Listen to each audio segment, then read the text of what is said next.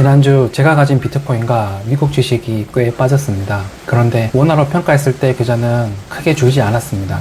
환율이 그 하락분을 막아주고 있었기 때문입니다. 오히려 주가 상승분은 그대로인데 환율 상승으로 평가 금액이 늘어난 종목도 있습니다. 그런데 별로 기쁘지 않았습니다. 우려했던 것들이 현실이 되고 있다는 느낌, 시스템이 망가져 있음을 다시 한번 느꼈기 때문입니다. 지난주 원달러 환율이 1560원을 넘었는데요. 2009년 글로벌 금융위기 이후 약 17년 만에 처음 보는 수준입니다. 당시 기억이 있는 분들은 아실 겁니다. 그때가 얼마나 어려웠는지.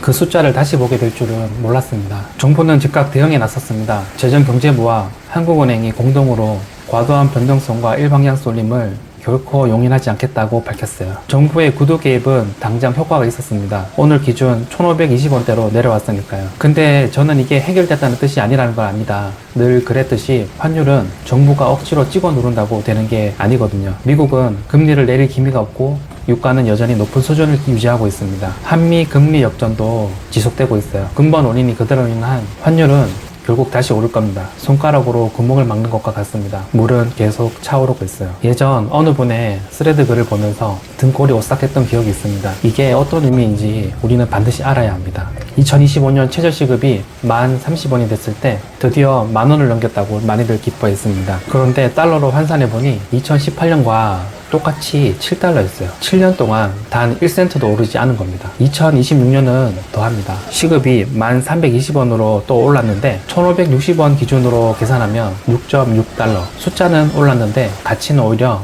내려갔습니다. 우리나라는 에너지도 식량도 대부분 수입에 의존합니다. 환율이 오른다는 건 똑같은 물건을 들여와도 우리가 내야 할 돈이 그만큼 늘어난다는 뜻이에요. 그래서 월급은 올랐는데 밥상 물가는 더 무섭게 오르고 실질적인 구매력은 오히려 떨어지고 있는 겁니다. 우리가 게을러서 삶이 팍팍해진 게 아닙니다. 돈이 조용히 녹아내리는 구조 안에 있기 때문이에요. 오늘은 가족들과 부산 기장에서 즐거운 시간을 보냈는데요. 저는 가끔 아이들이 성인이 되는 그날을 상상합니다. 20년 후 대한민국은 어떤 모습일까요? 만약 시스템이 고쳐지지 않고 그때도 지금처럼 열심히 일했는데 돈의 가치가 조용히 줄어드는 세상이면 어떡할까요? 이 돈이 아이들한테 의미가 있으려면 아이들이 살아갈 나라도 괜찮아야 하는 거 아닌가, 그 생각을 하면 계좌가 올라도 마냥 웃을 수가 없습니다. 결론은 단순합니다. 원화로만 자산을 쌓아두면 환율이 오를수록 내 자산의 실질 구매력은 줄어듭니다. 반대로 달러 기반 자산을 듣고 있으면 환율 상승이 자산 가치를 지켜주는 역할을 합니다. 저는 거창한 예측 대신 제 몫을 하려고 합니다. 조금씩 더 아끼고 더 공부하고 확신하는 자산들, 그러니까 원화 대신 비트코인과 달러 기반 미국 주식들을